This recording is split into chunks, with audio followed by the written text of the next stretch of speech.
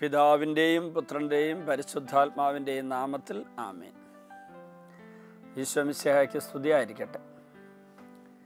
പ്രിയപ്പെട്ട ദൈവമക്കളെ, യോഹന്നാൻ്റെ സുവിശേഷം 16-ാം അധ്യായത്തിൽ 23 മുതൽ 24 വരെയുള്ള തിരുവചനങ്ങൾ നമ്മൾ വീണ്ടും ധ്യാന വിഷയമാക്കുകയാണ്.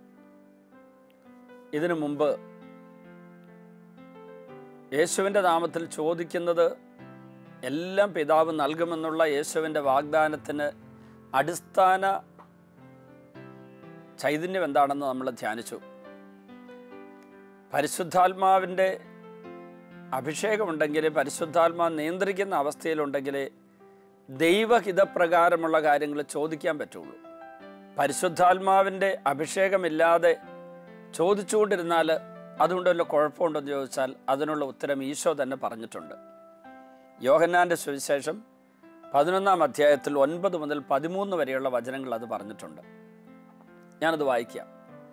ചോദിക്കുവിൻ, നിങ്ങൾക്ക് ലഭിക്കും; അന്വേഷിക്കുവിൻ, നിങ്ങൾ കണ്ടെത്തും; മുട്ടുവിൻ, നിങ്ങൾക്ക് തുറന്നു കിട്ടും. എന്തെന്നാൽ ചോദിക്കുന്ന ഏവനും ലഭിക്കുന്നു, അന്വേഷിക്കുന്നവൻ കണ്ടെത്തുന്നു, മുട്ടുന്നവന് തുറന്നു കിട്ടുകയും ചെയ്യുന്നു. നിങ്ങളിൽ ഏതൊരു പിതാവാണ് മകൻ മീൻ ചോദിച്ചാൽ പകരം പാമ്പിനെ കൊടുക്കുക, മുട്ട ചോദിച്ചാൽ പകരം തേളിനെ കൊടുക്കുക? നിങ്ങൾക്ക് നിങ്ങളുടെ മക്കൾക്ക് നല്ല ദാനങ്ങൾ നൽകാൻ അറിയാമെങ്കിൽ സ്വർഗസ്ഥനായ പിതാവ് തന്നോട് ചോദിക്കുന്നവർക്ക് എത്ര അധികമായി പരിശുദ്ധാത്മാവിനെ നൽകുകയില്ല. ദുഷ്ടരായ നിങ്ങൾക്ക് നിങ്ങളുടെ മക്കൾക്ക് നല്ല ദാനങ്ങൾ നൽകാൻ അറിയാമെങ്കിൽ സ്വർഗസ്ഥനായ പിതാവ് തന്നോട് ചോദിക്കുന്നവർക്ക് എത്ര അധികമായി പരിശുദ്ധാത്മാവിനെ നൽകുകയില്ല. അപ്പോൾ ചോദിച്ചാൽ കിട്ടും. കിട്ടുന്ന എന്താണ്? പരിശുദ്ധാത്മാവിനെ. അപ്പോൾ പരിശുദ്ധാത്മാവിന് കിട്ടും. നമ്മൾ എന്ത് ചോദിച്ചാലും പരിശുദ്ധാത്മാവിനെയാണ് ആദ്യം കിട്ടുന്നത്. അതിൽ നിന്ന് പരിശുദ്ധാത്മാവ് ഈ പ്രചോദനമാണ് എനിക്ക് തന്നത്, ഈ സന്ദേശമാണ് നൽകിയത്. ഞാനിപ്പോഴും മുരിങ്ങൂർ ഡിവൈൻ ധ്യാന കേന്ദ്രത്തിന് ഡയറക്ടറായിരിക്കുന്ന ഞാൻ ആഗ്രഹിക്കുന്ന കർത്താവെ, ഇവിടെയുള്ള ഭാരിച്ച ഉത്തരവാദിത്വങ്ങൾ നിർവഹിച്ച് തളർന്നു. എൻ്റെ ശരീരത്തിനും മനസ്സിനൊക്കെ ക്ഷീണമുണ്ട്. ഇതെല്ലാം കൂടെ കൊണ്ടുപോകാൻ എനിക്ക് പറ്റില്ല. അതുകൊണ്ട് നീ എന്നെ എത്രയും വേഗം ഈ മുരിങ്ങൂർ ഡിവൈൻ ധ്യാന കേന്ദ്രത്തിൽ നിന്ന് സ്ഥലം മാറ്റി തരണേ. ഈശോയെ, എനിക്ക് ഇവിടുന്ന് സ്ഥലം മാറ്റം തരണമേ എന്ന് ഞാൻ പ്രാർത്ഥിച്ചുകൊണ്ടിരുന്നാൽ, സതുദ്ദേശത്തോടെയാണ് പ്രാർത്ഥിക്കുന്നതെങ്കിൽ, യേശുവിൻ്റെ നാമത്തിലാണ് പ്രാർത്ഥിക്കുന്നതെങ്കിൽ, ഉടനടി പരിശുദ്ധാത്മാവ് എന്നിൽ പ്രവർത്തിക്കും. പരിശുദ്ധാത്മാവ് പറയും, ഞാൻ നിന്നെ, അല്ലെങ്കിൽ ഈശോ നിന്നെ ഏൽപ്പിക്കുന്ന ദൗത്യം നിർവഹിക്കാൻ ആവശ്യമായ ശക്തി ഞാൻ നിനക്ക് തരും. നീ തളരുമ്പോൾ, നീ തളർന്ന് വീഴാതിരിക്കാൻ നിന്നെ ബലപ്പെടുത്താൻ ഞാൻ വരാം. നീ എങ്ങോട്ട് നീങ്ങണം, എന്ത് ചെയ്യണമെന്നറിയാതെ ക്ലേശിക്കുമ്പോൾ നിനക്ക് നിർദ്ദേശം തരാൻ ഞാൻ വരാം. ഇരുള് നിറഞ്ഞ വഴിയിലൂടെ നടക്കുമ്പോൾ നിന്റെ മുമ്പിൽ പ്രകാശമടിയാ നടന്നോളാം. പരിശുദ്ധാത്മാവ് പറയും, നീ ഇവിടെ നിന്ന് ഓടിപ്പോകാൻ, എസ്കേപ്പ് ചെയ്യാൻ, ഉത്തരവാദിത്തത്തിൽ നിന്ന് ഓടിയകലാൻ നീ പരിശ്രമിക്കുകയല്ല. ഇപ്പോൾ ദൈവത്തിൻ്റെ ഹിതം. ഇപ്പോൾ നീ ഉത്തരവാദിത്വം ഏറ്റെടുക്കണം, ഭാരങ്ങൾ ഏറ്റെടുക്കണം. പക്ഷേ അത് നീ ഒറ്റയ്ക്കല്ല, ഞാൻ നിന്നോട് കൂടെയുണ്ട്. ഈശോ ആണ് നിന്നെ ഏൽപ്പിച്ചതെങ്കിൽ ഈശോ നിന്നെ സഹായിക്കുന്നുണ്ട്. നിന്നിലൂടെ അനേകം പേരിലൂടെ നിന്നെ ഈശോ സഹായിക്കുന്നുണ്ട്. നീ പരാജയപ്പെടാൻ അവിടുന്ന് സമ്മതിക്കില്ല. അങ്ങനെ തുടങ്ങി പരിശുദ്ധാത്മാവ് സൽപ്രേരണകളും പ്രചോദനങ്ങളും സന്ദേശങ്ങളും തരും. പ്രിയ ദൈവമക്കളെ, നിങ്ങൾ പ്രാർത്ഥിക്കുമ്പോൾ മകളുടെ കല്യാണം നടക്കണം, മകൻ്റെ കല്യാണം നടക്കണം, ജോലി കിട്ടണം, അല്ലെങ്കിൽ ഇന്ന കാര്യം നേടണം, ഈ പറമ്പ് വിറ്റ് കിട്ടണം, ഇതൊക്കെ വെച്ച് പ്രാർത്ഥിച്ചുകൊണ്ടിരിക്കുകയായിരിക്കാം. ആ സമയത്ത് പരിശുദ്ധാത്മാവ് ഉടനടി വരും. നിങ്ങളുടെ ഉദ്ദേശം വളരെ ശുദ്ധമായിരിക്കണം. ഉദാഹരണത്തിന്, ഒരാൾ അയാളുടെ ഭൂമി വിൽക്കാനായിട്ട് പോവുക.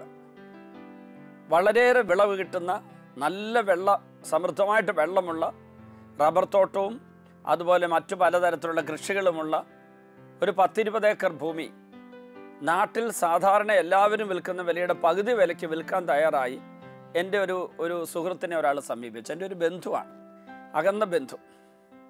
അപ്പോൾ അയാൾ ഈ കാര്യം എൻ്റെ അളിയൻ്റെ അടുത്ത് വന്ന് പറഞ്ഞു.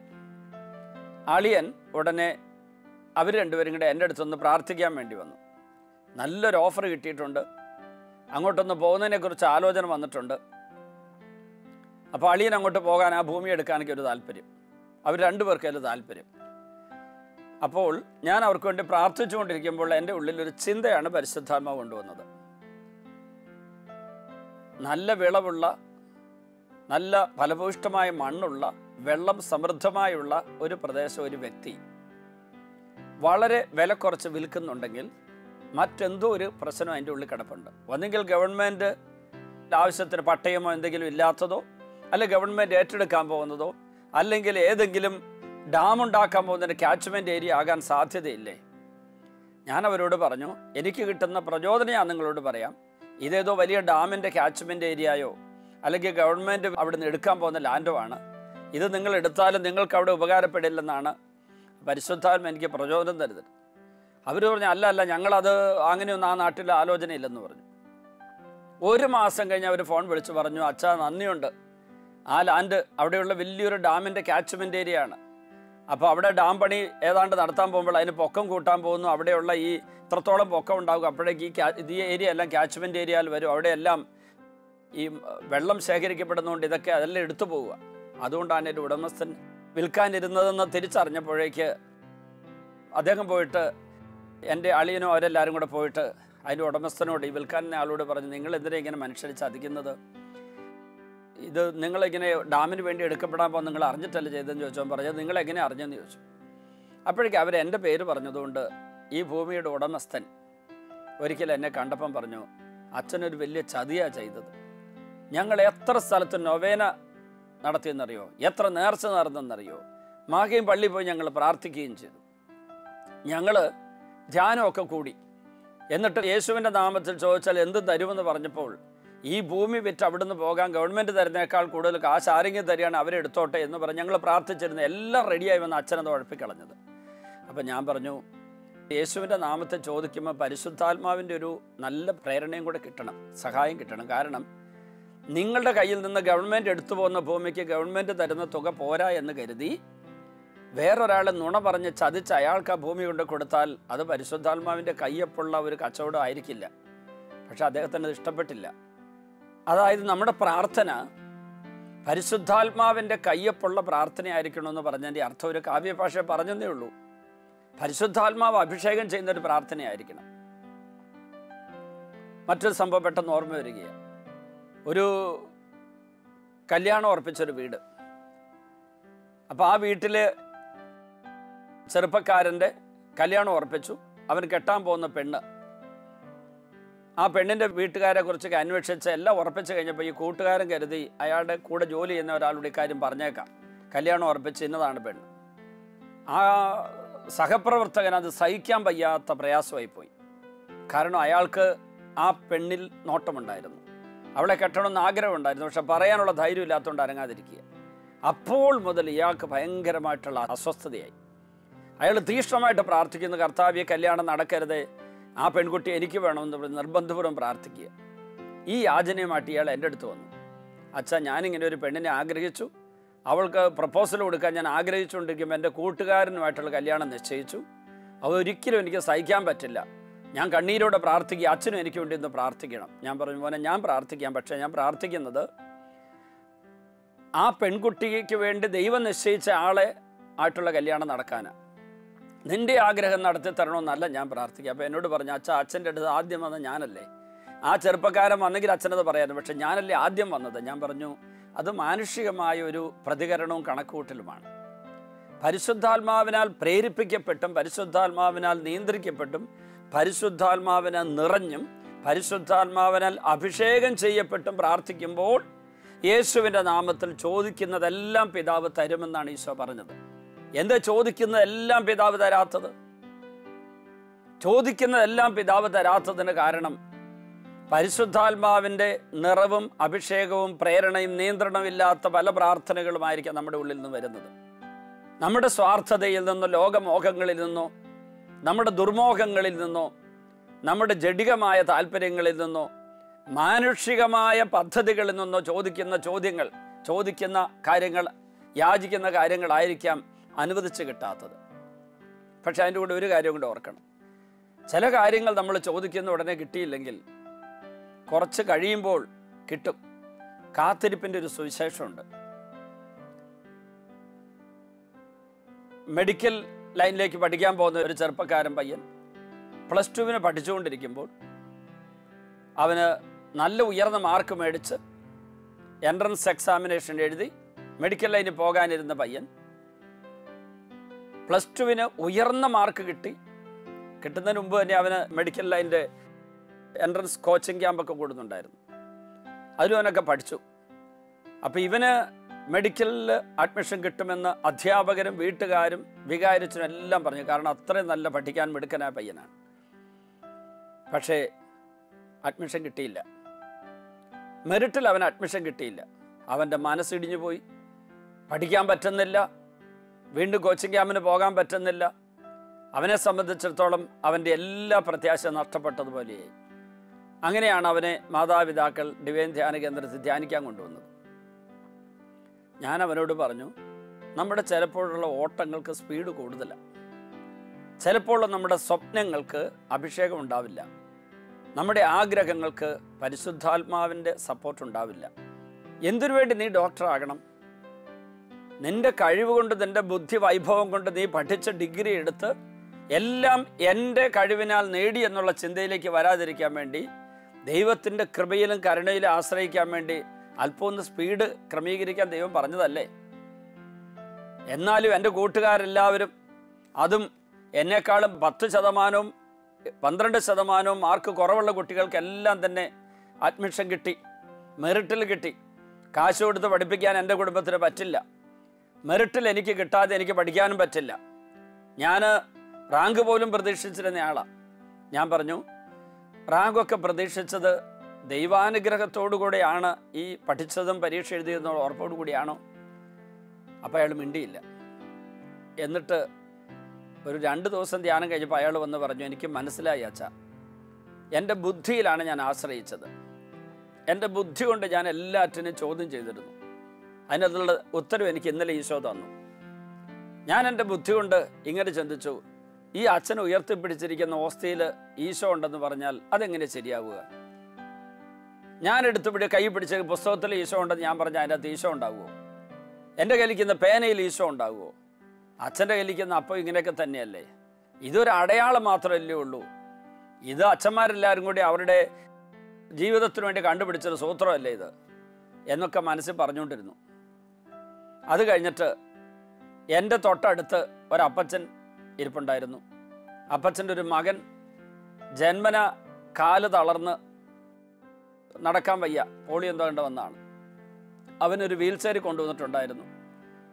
അപ്പോൾ അമ്മയാണ് ആ മകനെ നോക്കുന്നത്. അപ്പോൾ ഈ അപ്പച്ചൻ ഈ അടുത്തിരുന്ന ചെറുപ്പക്കാരനോട് അവന് വേണ്ടി ഒന്ന് പ്രാർത്ഥിക്കണമെന്ന് എങ്ങനെയോ പറഞ്ഞു. അപ്പോൾ ആ മകനെ ഇടയ്ക്ക് വെച്ചൊന്ന് കണ്ടു, ഭക്ഷണ സമയത്ത് കണ്ടു. അത് കഴിഞ്ഞിട്ട് ഇയാളിങ്ങനെ മനസ്സിൽ പറഞ്ഞു, അപ്പത്തിൻ്റെ ഉള്ളിൽ ഈശോ ഉണ്ടെങ്കിൽ ഈ കൊച്ചിൻ്റെ കാലുകൾ സൗഖ്യം പ്രാപിക്കും എന്നിങ്ങനൊരു കമൻറ്റ് പറഞ്ഞു. അന്ന് രാത്രി ആരാധന സമയത്ത് ഈ കൊച്ചിൻ്റെ 2 കാലുകൾക്കും ബലം കിട്ടി. അവൻ എഴുന്നേറ്റ് സ്റ്റേജിൽ വരുന്നത് ഈ മകൻ കണ്ടു. അപ്പോൾ മനസ്സിലായി, ഞാൻ അറിയാത്ത, ഞാൻ ഇതുവരെ മനസ്സിലാക്കാത്ത ചില ദൈവിക രഹസ്യങ്ങളും നിഗൂഢ മേഖലകളും ഉണ്ട്. എൻ്റെ കൊച്ചു ബുദ്ധിക്കുള്ളിൽ ഒതുങ്ങാത്ത ചില മേഖലകളുണ്ട്. ഈ കൊച്ചു ബുദ്ധിക്കുള്ളിൽ ഒതുങ്ങാത്ത ദൈവിക മേഖല ഞാൻ ഒരിക്കലും കണ്ടെത്തിയിട്ടില്ല. അതുതന്നെയല്ലേ എൻ്റെ ജീവിതത്തിൽ സംഭവിച്ചത്. എൻ്റെ പഠിക്കാനുള്ള കഴിവ്, എൻ്റെ കുടുംബം എനിക്ക് എന്ന് തരുന്ന സപ്പോർട്ട്, ഇങ്ങനെ മാനുഷിക തലത്തിൽ ഞാൻ ആശ്രയിച്ചു. എൻ്റെ ഓർമ്മശക്തി, ഒരിക്കൽ വായിച്ചാൽ ഒരിക്കലും മറക്കാത്ത ഓർമ്മശക്തി മാത്രമല്ല, ഞാൻ പരീക്ഷ എഴുതുമ്പോൾ നല്ല ഹാൻഡ് റൈറ്റിങ്, നല്ല സ്പീഡ്, ഒരിക്കലും എനിക്ക് കൺഫ്യൂഷനോ ഭയം പരീക്ഷ എഴുതുമ്പോൾ ഇല്ല.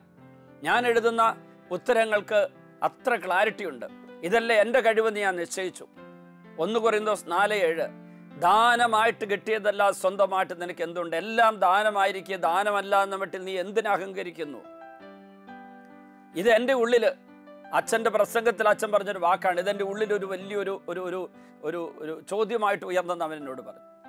എനിക്ക് മനസ്സിലായി, എൻ്റെ +2 വിദ്യാഭ്യാസത്തിൻ്റെ അവസാനം മെഡിക്കൽ എൻട്രൻസ് കോച്ചിങ് എല്ലാം കഴിഞ്ഞിട്ട് പരീക്ഷ എഴുതി റാങ്കിൽ അല്ലെങ്കിൽ മെറിറ്റിൽ മെഡിക്കൽ വിദ്യാഭ്യാസം തുടങ്ങാനായിട്ടുള്ള അനുവാദം ദൈവം തരാതിരുന്നത്, എൻ്റെ അമ്മയും അപ്പനൊക്കെ ഒത്തിരി പ്രാർത്ഥിച്ചിട്ട് പോലും എനിക്ക് ഇതിൽ മെറിറ്റിൽ കിട്ടാതെ പോകാൻ കാരണം എൻ്റെ ബുദ്ധിക്കും ശരീരത്തിനും ജീവിതത്തിനും പഠനത്തിനും ഭാവിക്കും ഉപരി എൻ്റെ ആത്മാവിലൊരു നവചൈതന്യം നിറച്ചു തരാൻ വേണ്ടിയായിരുന്നു. എന്നെ ശരിക്കുള്ള വിശ്വാസിയാക്കാൻ വേണ്ടിയായിരുന്നു. എന്നിട്ട് അയാൾ ചിരിച്ച് സന്തോഷിച്ച് ഒരു അസാധാരണമായ ആനന്ദത്തോടെ അയാൾ എന്നോട് പറയുന്നു, എൻ്റെ ഈശോയ്ക്ക് ഞാൻ നന്ദി പറയുന്നു. മെഡിക്കൽ എൻട്രൻസിന് ഇത്രമാത്രം പഠിച്ചൊരുങ്ങി പരീക്ഷ എഴുതിയിട്ട് മെറിറ്റിൽ കിട്ടാതെ പോയത് ദൈവത്തിൻ്റെ അനുഗ്രഹമായിരുന്നു. എൻ്റെ മാതാപിതാക്കളുടെ പ്രാർത്ഥനയോട് എന്ത് ഫലമെന്ന് ഞാൻ ചോദിച്ചു. ഞാൻ പരീക്ഷ എഴുതുമ്പോൾ അപ്പനും അമ്മയും പോയിരുന്ന് പ്രാർത്ഥിക്കുമായിരുന്നു പരിശുദ്ധ കുർബാന വെച്ചിരിക്കുന്ന പള്ളിയിൽ. പരിശുദ്ധ കുർബാന എഴുന്നള്ളിച്ച് വെച്ചിരിക്കുന്ന പള്ളിയിൽ ഇരുന്ന് പ്രാർത്ഥിക്കുന്ന അപ്പൻ്റെ അമ്മയുടെ പ്രാർത്ഥനയോട് എന്ത് ഫലം? ഞാൻ പരീക്ഷ എഴുതാൻ പോകുമ്പോഴേക്ക് ഉപവസിച്ച് പ്രാർത്ഥിച്ച അപ്പൻ്റെ അമ്മയുടെ ഉപവാസം എന്ത് ഫലമെന്ന് ഞാൻ ചോദിച്ചു. ഇപ്പോൾ എനിക്ക് മനസ്സിലാകുന്നു, അവർ പ്രാർത്ഥിച്ചപ്പോൾ, അവർ ഉപവസിച്ചപ്പോൾ എന്നെ ദൈവം അനുഗ്രഹിച്ചു. എങ്ങനെ അനുഗ്രഹിച്ചു? ഞാൻ ആഗ്രഹിച്ചതും എൻ്റെ മാതാപിതാക്കൾ ചോദിച്ചതും നൽകാതെ എന്നെ അനുഗ്രഹിച്ചു. അങ്ങനെ എൻ്റെ ഈ ലോക ജീവിതത്തിന് കിട്ടുന്ന ഒരു സമ്മാനത്തെക്കാൾ ഉപരിയായ ആത്മീയമായിട്ടുള്ള ഒരു അനുഗ്രഹം എനിക്ക് തന്നുകൊണ്ട് എന്നെ ദൈവം അനുഗ്രഹിച്ചു. പ്രിയപ്പെട്ടവരെ, ഏറ്റവും വലിയൊരു ഉൾക്കാഴ്ച. നമ്മളൊക്കെ ചോദിക്കുന്നെല്ലാം കിട്ടുമ്പോൾ തുള്ളിച്ചാടും. പക്ഷെ ചില സമയത്ത് ചോദിക്കുന്നത് കിട്ടിയില്ലെങ്കിൽ ഉടനെ നമ്മൾ പൊട്ടിത്തെറിക്കും, തമ്പുരാനെ തള്ളിപ്പറയും. ആരാ തള്ളിപ്പറയുന്നത്? ചോദിക്കുന്നതൊക്കെ കിട്ടാതെ വരുമ്പോൾ തമ്പുരാനെ തള്ളിപ്പറയുന്ന ആരാണ്?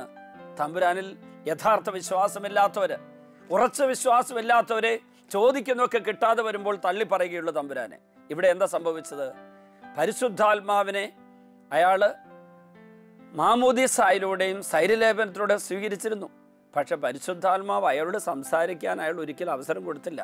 പരിശുദ്ധാത്മാവിൻ്റെ പ്രേരണ അയാൾ കീഴ്വഴങ്ങിയിരുന്നില്ല. അതിന് പരിശുദ്ധാത്മാവ് അയാളെ നയിക്കാൻ, നിയന്ത്രിക്കാൻ സമ്മതിച്ചില്ല. അയാളുടെ മനുഷ്യാത്മാവിൻ്റെ നിയന്ത്രണത്തിൽ, മനുഷ്യബുദ്ധിയുടെ ശക്തിയിലും അയാൾ ആശ്രയിച്ചു. പ്രിയപ്പെട്ടവരെ, നമുക്ക് പ്രാർത്ഥിക്കാം. ചോദിക്കുന്നെല്ലാം കിട്ടാതിരിക്കുമ്പോൾ നമ്മളെ ദൈവത്തിൻ്റെ വഴിയിലേക്ക് കൊണ്ടുവന്നിട്ട് അതിനേക്കാൾ ഉപരിയായി നന്മ തരാൻ വേണ്ടിയായിരിക്കും തരാതിരിക്കുന്നത്. യേശുവിൻ്റെ നാമത്തിൽ ചോദിക്കുന്ന എല്ലാം പിതാവ് തരും. പക്ഷേ ദൈവിക പദ്ധതി അനുസരിച്ചുള്ളത് ദൈവത്തിൻ്റെ ക്രമത്തിൽ അവിടുന്ന് ചൊരിഞ്ഞു തരും. ഈശോയെ, ഇന്നത്തെ ഈ ശുശ്രൂഷയിൽ പങ്കെടുത്ത എല്ലാ ദൈവമക്കളെയും പരിശുദ്ധാത്മാവിൻ്റെ അഭിഷേകത്താൽ നിറയ്ക്കണമേ. ശുശ്രൂഷ ചെയ്യുന്ന എന്നെയും ഇതെല്ലായിടത്തും എത്തിക്കാൻ വേണ്ടി അധ്വാനിക്കുന്ന ഓരോരുത്തരെയും, ഇത് ശ്രമിച്ചുകൊണ്ടിരിക്കുന്ന, ഇതിൽ പങ്കെടുക്കുന്ന എല്ലാവരെയും അനുഗ്രഹിക്കണമേ. ഈശോയെ, ഞങ്ങളുടെ ഓരോരുത്തരുടെയും പ്രാർത്ഥന യാചനകളെല്ലാം പരിശുദ്ധാത്മാവിന് നിറവിലും നിയന്ത്രണത്തിലും ആകുന്ന അത്ഭുതം ഉണ്ടാകട്ടെ. അങ്ങനെ ഞങ്ങൾക്ക് ചിലപ്പോൾ ചോദിക്കുന്നത് കിട്ടാതെ വരുമ്പോൾ ദുഃഖിച്ചു പോകുന്ന അവസ്ഥയിലാണ് ഞങ്ങളെങ്കിൽ, ഈ നിമിഷം കൂടുതൽ കാത്തിരിപ്പിൻ്റെ ചൈതന്യം ഞങ്ങൾക്കുണ്ടാകട്ടെ. ഞങ്ങളെ പീഡിപ്പിക്കുന്ന എല്ലാ തരത്തിലുള്ള തടസ്സങ്ങളും മാറിപ്പോകട്ടെ. ഈ ശുശ്രൂഷ പങ്കെടുക്കുന്ന എല്ലാവരും ജ്ഞാനം കൊണ്ട് നിറയട്ടെ, പരിശുദ്ധാത്മാവിൻ്റെ അഭിഷേകം കൊണ്ട് നിറയട്ടെ, രോഗപീഠകൾ മോചിതരാകട്ടെ, പുതിയ ശക്തി കൊണ്ട് നിറയട്ടെ, എല്ലാ തരത്തിലുള്ള ദുഃഖദുരിതങ്ങൾ വിട്ടുപോകട്ടെ. പിതാവിൻ്റെയും പുത്രൻ്റെയും പരിശുദ്ധാത്മാവിൻ്റെയും നാമത്തിൽ ആമേൻ.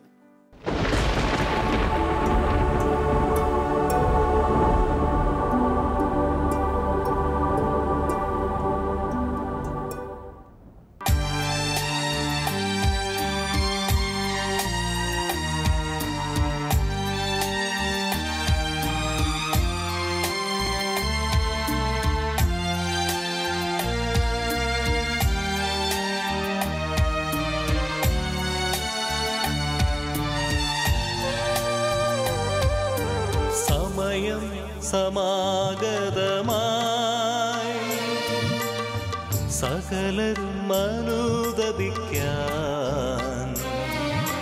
സർവം സമർപ്പിക്കുവാൻ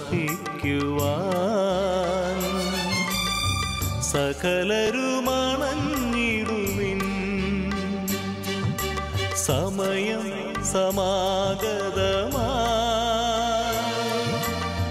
സകലരും അനുദപിക്കാൻ,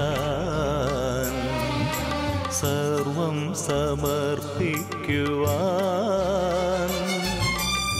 സകലരും അണഞ്ഞിടുവിൻ.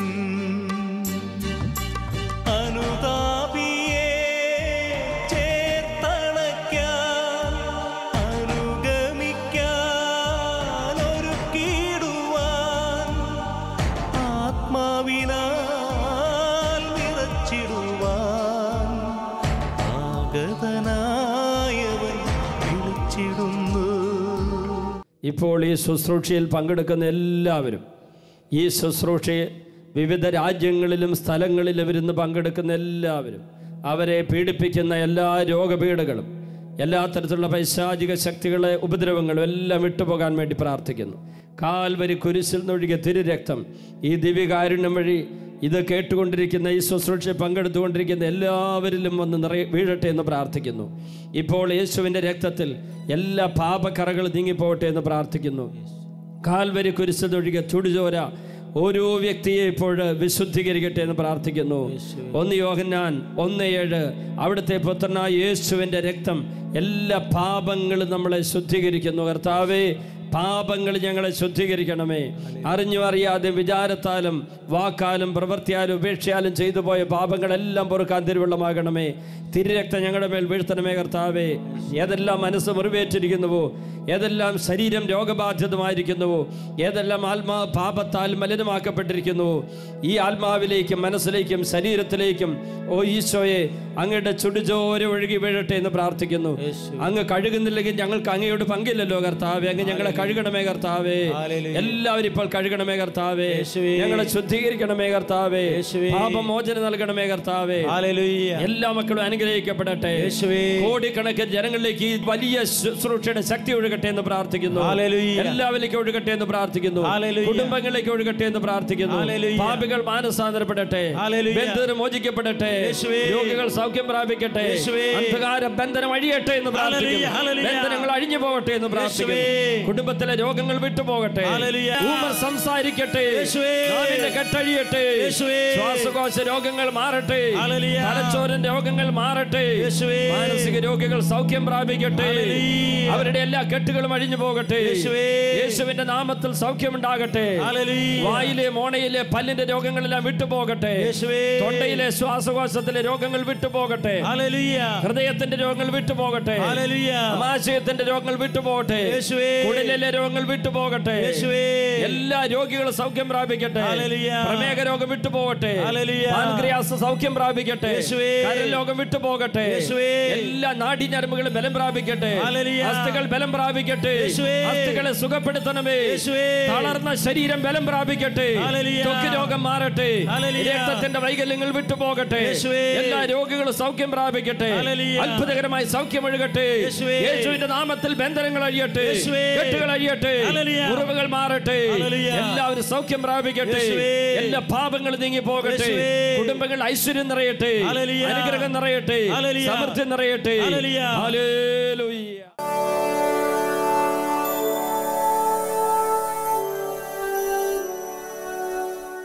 ഈ നിൽക്കുന്ന രമേശ് എന്ന സഹോദരൻ പാലക്കാട് നെന്മാറയിൽ നിന്ന് വന്നയാളാണ്. അദ്ദേഹം 45 ദിവസങ്ങൾക്ക് മുമ്പ് അല്പം മദ്യപിച്ച് ബൈക്ക് ഓടിക്കുമ്പോൾ ഈ കൈ കുത്തി നിലത്തേക്ക് വീണു. ബൈക്ക് സ്കിഡ് ചെയ്ത് വീണു. അങ്ങനെ ഈ കൈയുടെ ഈ കുഴയ്ക്ക് വേദന, അതുകൂടാതെ കൈ മരവിപ്പ്, വിരലിങ്ങനെ മടക്കാൻ പ്രയാസം, വേദനയൊക്കെ ഉണ്ടായിരുന്നു. അദ്ദേഹം പല ആശുപത്രിയിലും കാണിച്ചു. അവസാനം കോഴിക്കോട് ഈ കളരിഗുരുക്കളുടെ തിരുമിക്കാൻ പോയി. അവിടെ നിന്നാണ് ഈ ധ്യാന കേന്ദ്രത്തെക്കുറിച്ചുള്ള വാർത്ത കേട്ടത്. അങ്ങനെ അദ്ദേഹം ഇവിടെ വന്നപ്പോൾ അദ്ദേഹത്തിൻ്റെ ഒരൊറ്റ പ്രാർത്ഥന, എല്ലാവരും കൈയടിച്ച് പ്രാർത്ഥിക്കുന്നത് പോലെ വേദനയില്ലാതെ കൈയടിച്ച് പ്രാർത്ഥിക്കാൻ സൗഖ്യം തരണേ കർത്താവേ എന്നായിരുന്നു. ഇപ്പോൾ ഈ പ്രാർത്ഥനയുടെ അവസരത്തിൽ ആ കൈയുടെ മരവിപ്പും വേദനയൊക്കെ മാറി കൈ ഇങ്ങനെ മടക്കാൻ പറ്റുന്നു. ഒരു പൊടി വേദന ബാക്കിയുണ്ടെന്ന് എന്നോട് പറഞ്ഞു. അപ്പോൾ ഈശോ ഒരു സന്ദേശം വെളിപ്പെടുത്തി, മദ്യപാനം പൂർണ്ണമായി ഉപേക്ഷിക്കാൻ തീരുമാനമെടുത്താൽ ആ വേദന മാറ്റിത്തരുമെന്ന് ഞാൻ രമേശിനോട് പറഞ്ഞു. രമേശ് ഉടനെ തന്നെ മദ്യപാനം ഉപേക്ഷിക്കാൻ തയ്യാറാണെന്ന് പറഞ്ഞു. ഞാൻ കുരിശ് കയ്യിൽ വെച്ച് പ്രാർത്ഥിച്ചു. മൈക്ക് കൊടുത്തേ. രമേശിൻ്റെ വേദന പൂർണ്ണമായിട്ട് മാറിയോ? ഒരു കുഴപ്പമില്ല, പൂർണ്ണമായിട്ട് മാറിയിട്ടുണ്ട്. ഇനി കുടിക്കില്ലല്ലോ? ഇനി കുടിക്കില്ല, തീർച്ചയല്ലേ? അതിനാണ് മെയിൻ വന്നത്. അതെ. അപ്പോൾ ഇതിൽ ഞാൻ ഇപ്പോൾ എല്ലാവരും ചെയ്യുന്ന സമയത്ത് എനിക്ക് പഠിക്കണം എന്നാണ് ആദ്യം ഞാൻ പ്രാർത്ഥിച്ചത്. അതിനുള്ള സൗഖ്യം തരണമേ ഈശോ എന്ന് പ്രാർത്ഥിച്ചു. ഇപ്പൊ ഈശോ സൗഖ്യം തന്നു. സൗഖ്യം തന്നു. കൈയടിച്ച് ഈശോയ്ക്ക് നന്ദി പറയാം. ഹല്ലേലൂയ. ഈ നിൽക്കുന്ന ജോസഫ് ചേട്ടൻ കുട്ടനാട് മാമ്പുഴക്കരിയിൽ നിന്ന് വരുന്നു. 2 രോഗശാന്തികളാണ് ഇപ്പോൾ അനുഭവിക്കുന്നത്. അദ്ദേഹത്തിന് 67 വയസ്സായി. സ്കൂളിൽ പോയി തുടങ്ങിയ കാലം മുതൽ ഇടത് ചെവി പഴുപ്പൊഴുകുന്ന അവസ്ഥയുണ്ടായിരുന്നു. 62 വർഷങ്ങളായിട്ട്. ഇവിടെ വന്നതിന് ശേഷം ഇതുവരെ ആ ചെവിയിൽ നിന്ന് പഴുപ്പ് വരുന്നില്ല. 62 വർഷങ്ങളായിട്ടുള്ള പഴുപ്പും മാറി, ദുർഗന്ധവും മാറി എന്ന് ജോസഫ് അച്ഛൻ സാക്ഷ്യപ്പെടുത്തുന്നു. രണ്ടാമത്തെ രോഗശാന്തി, 16 വർഷങ്ങളായി വലത് ചെവിക്ക് കേൾവി നഷ്ടപ്പെട്ടു പോയി. ചേട്ടൻ ഇടത് ചെവി അടച്ചു പിടിച്ചേ, ഈ ചെവി അടച്ചു പിടിച്ച് അങ്ങോട്ട് തിരിഞ്ഞ്. എത്ര വയസ്സായി? 67. എത്ര വയസ്സായി? 67. ഇപ്പോൾ വലത് ചെവി തുറന്ന് കേൾവി തിരിച്ചു കിട്ടി എന്ന് സാക്ഷ്യപ്പെടുത്തുന്നു. 16 വർഷങ്ങളായി കേൾവിയില്ലാത്ത ചെവിക്ക് കേൾവി കിട്ടി. 62 വർഷങ്ങളായി പഴുത്തൊഴുകുമായിരുന്ന വലത് ചെവിക്ക് പൂർണ്ണമായിട്ട് രോഗത്തിൽ മോചനം കിട്ടി. കൈയടിച്ച് ഈശോയെ മഹത്വപ്പെടുത്താം. ഹല്ലേലൂയ. ഈ നിൽക്കുന്ന ജിജോ മോൻ പുനലൂരാണ് വീട്. ഒരു ഡ്രൈവറാണ്. 8 മാസമായി 2 കാൽപാദത്തിനും കഠിനമായ വേദനയായിരുന്നു.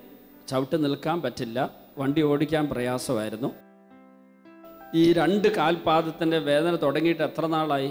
ഒരു 8 മാസം കൊണ്ട് എനിക്ക് വേദന, ശക്തമായ വേദന. വണ്ടി ആക്സിലേറ്റർ കാല് കൊടുക്കാനും പറ്റത്തില്ല.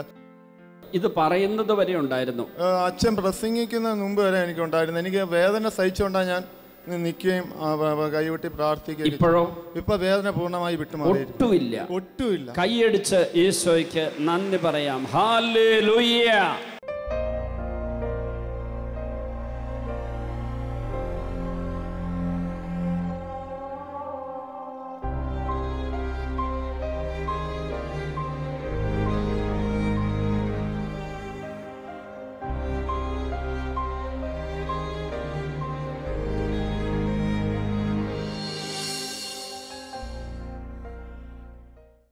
വിശദ വിവരങ്ങൾക്ക് director, divine vision, divine retreat centre, Muringoor, Chalakudy 680316, Kerala, south India. Telephone 0091 480 270 8098, 0091 480 270 2613, fax 0091 480 270 8097, email mail.divintv@gmail.com, website www.drcm.org.